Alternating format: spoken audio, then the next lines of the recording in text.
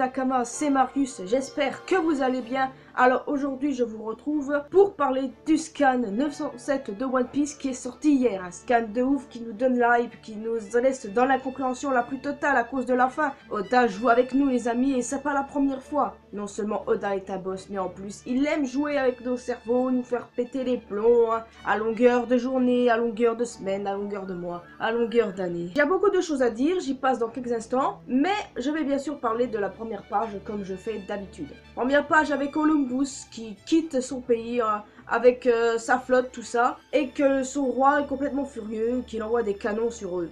Déjà, les mini-aventures de Columbus peuvent vraiment se terminer soit ce scan qu'il y a eu là, ou soit le scan de la semaine prochaine. Donc dans l'intermédiaire, j'ai peut-être envie de dire que ça pourrait finir la semaine prochaine. Donc on pourrait ensuite passer à d'autres mini-aventures. Par exemple, mini-aventures de Charlotte Pudding ou Charlotte Katakuri.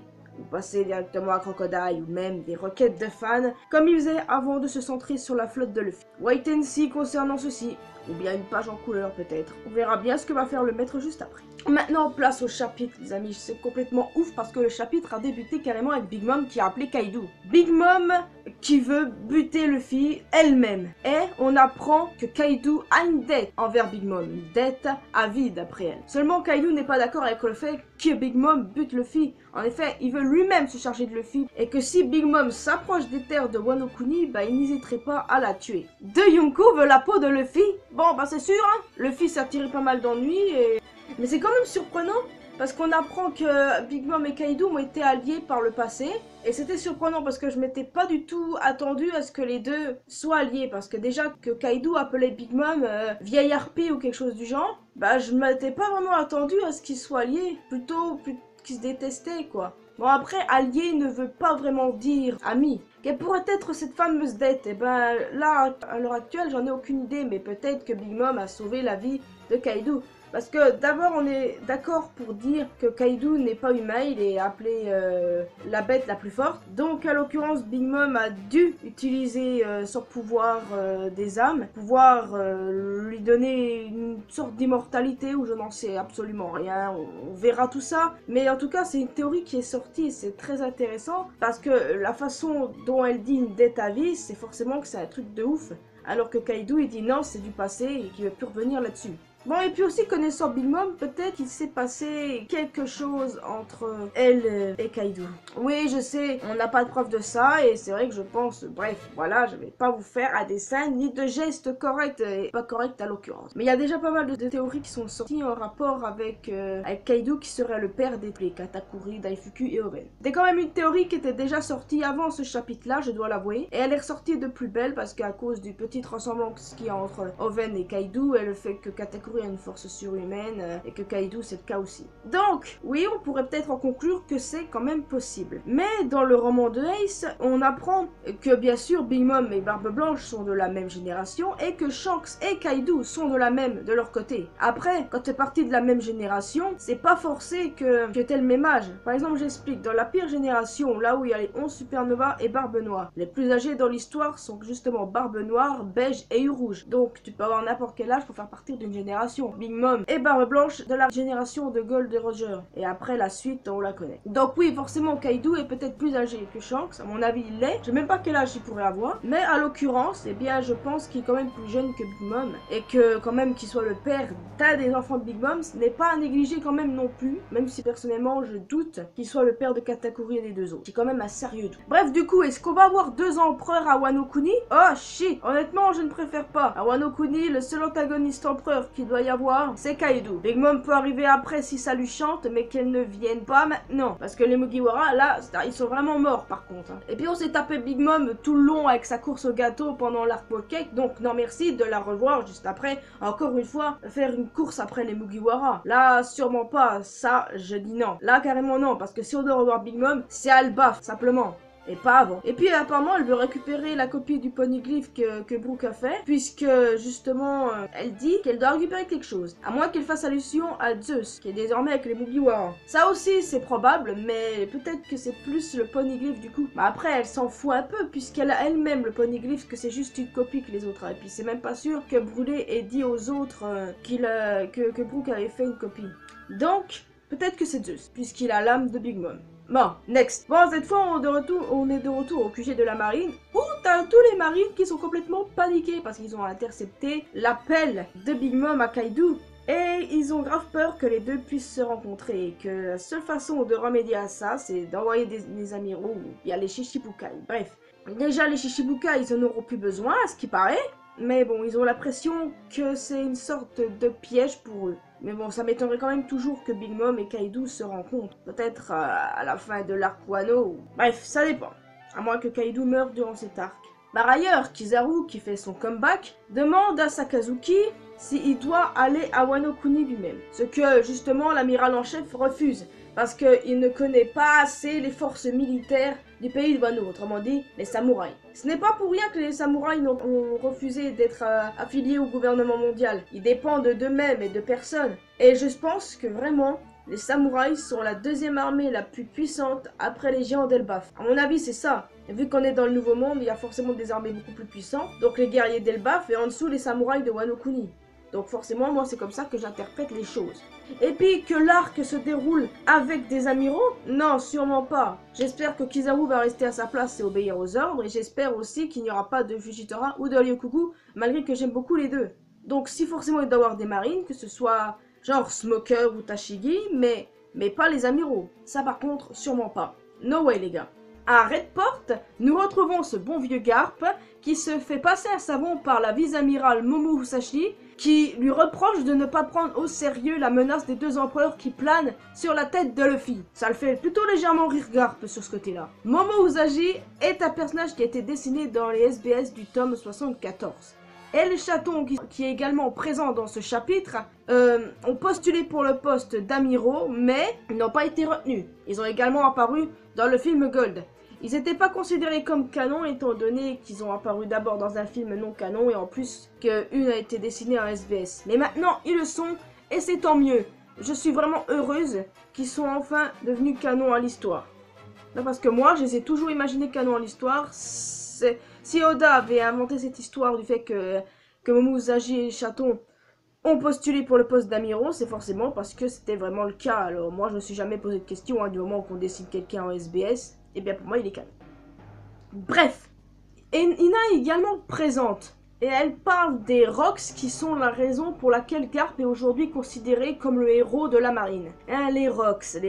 Ben, dur à dire parce que beaucoup suggèrent que Big Mom et Kaido fait partie de cet équipage, mais moi je dirais plutôt que cet équipage a pour but de faire des alliances. Donc les Rocks sont une sorte d'équipage avec des capitaines alliés. Je pense que c'est à peu près ça. Je ne sais pas si je suis claire avec vous, à moins que ce soit un équipage banal qui se sont alliés avec Big Mom et Kaido, mais je pense plutôt que ça regroupe des équipages de pirates alliés. Je pense plutôt que c'est ça. Parce qu'on est d'accord pour dire que Big Mom a fondé les pirates de Big Mom avec Straussen et pas avec Kaido. Donc certainement, c'est un équipage qui a pour but des alliances. C'est ce que je vois. Et c'était il y a 40 ans de cela avant l'ère actuelle de One Piece. Enfin on dit avant l'ère de Goldie Roger.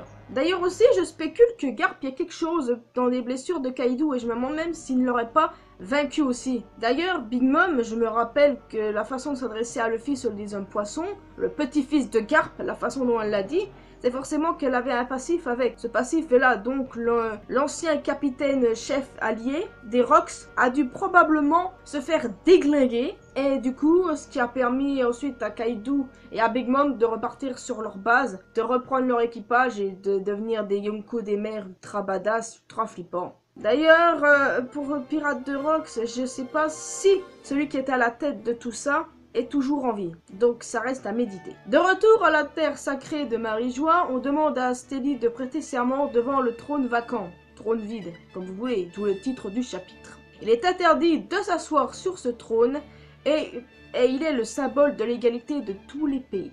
Personne ne doit s'asseoir en signe de paix. Chaque souverain est tenu de prêter serment de ne jamais céder à s'emparer du trône. Le trône là qui se rapproche de celui de Game of Thrones, d'après des sources. Je suis pas fan de Game of Thrones, ça y est, je crois qu'il y en a qui vont me taper. Donc je peux pas savoir à quoi ressemble ce trône. Enfin si, j'ai un aperçu, je suis allé voir juste après.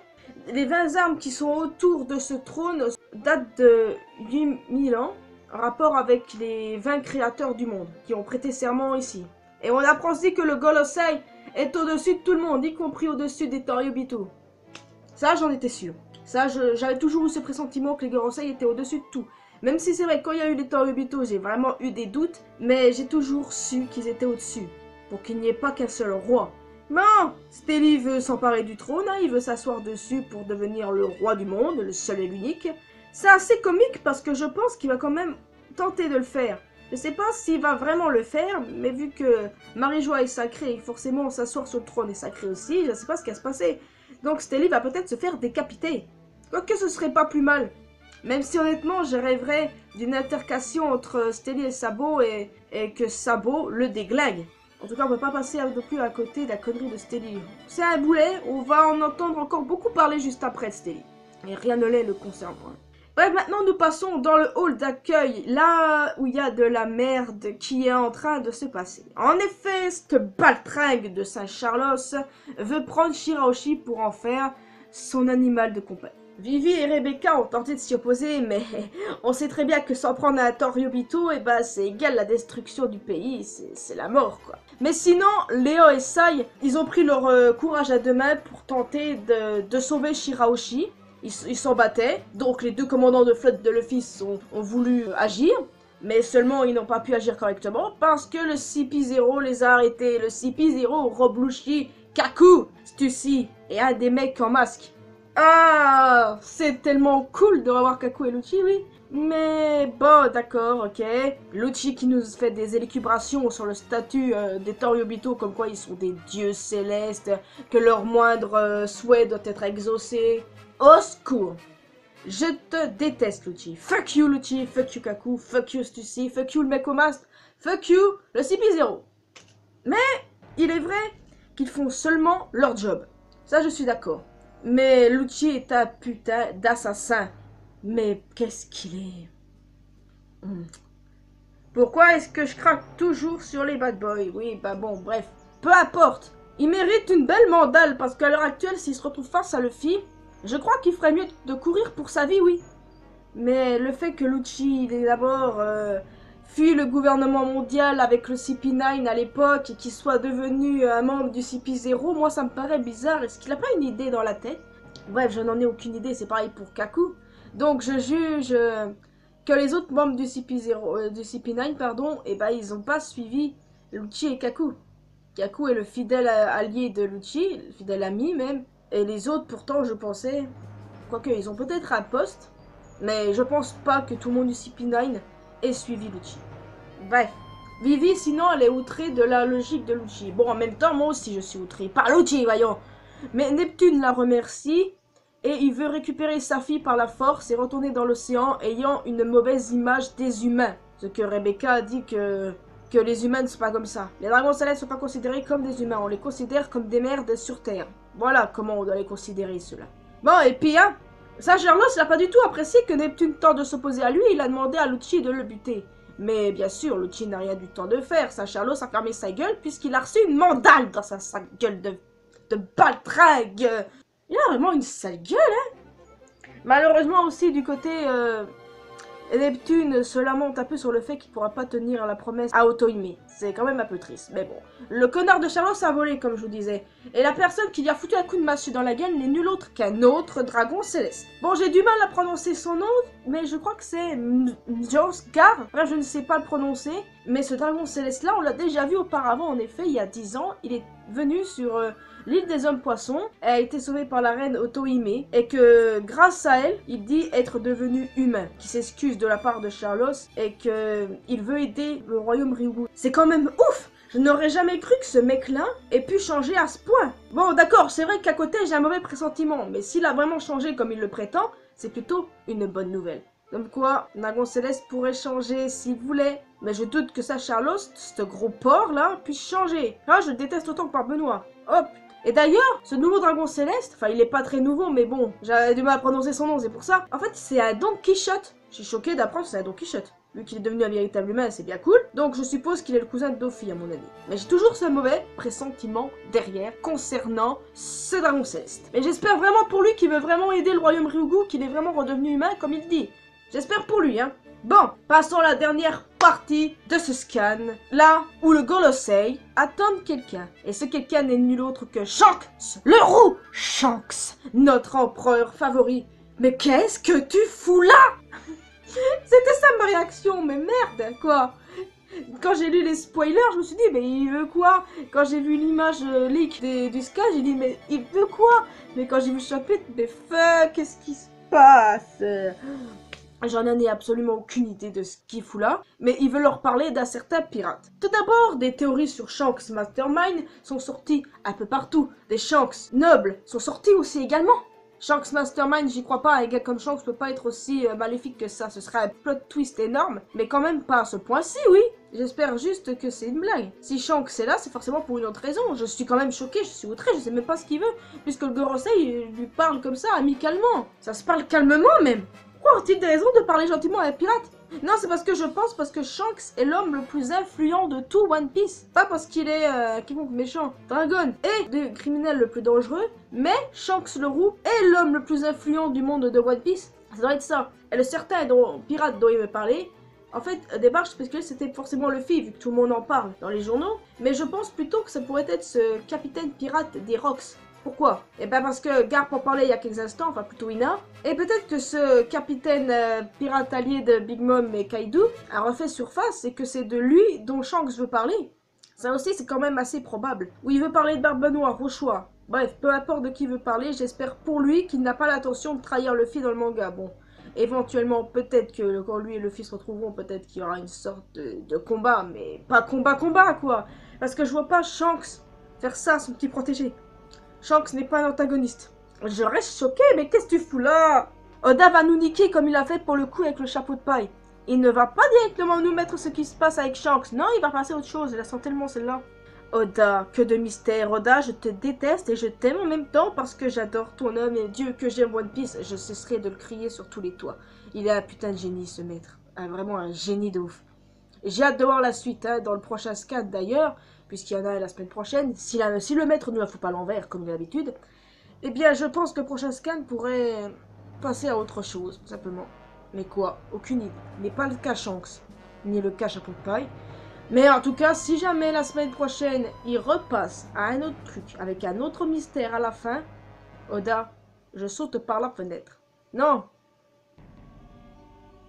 Ah non, non, ça se trouve, ça va être le cas, je serai obligé de le faire. Bon, bref, bon, moi je vous laisse ici, hein. J'attends juste vos avis sur ce scan et j'espère que vous avez apprécié cette vidéo et si je vous ai éclairé sur certaines choses éventuellement. Et dites-moi également ce que vous pensez sur le mystère des Rocks Pirates. Pourquoi Shanks est là, bordel de Dieu! Bon, je vous retrouve pour une prochaine vidéo. Rejoignez-moi sur Facebook, Twitter et Instagram. On peut aller parler ensemble sur Discord. Je vous retrouve pour de prochaines aventures. D'ici là, portez-vous bien. N'oubliez pas que l'important de la vie, c'est faire ce qu'on aime, d'être heureux et surtout vivre One Piece, le meilleur manga du monde. Et aussi Oda, t'es un sacré troll, putain. Allez, à la prochaine!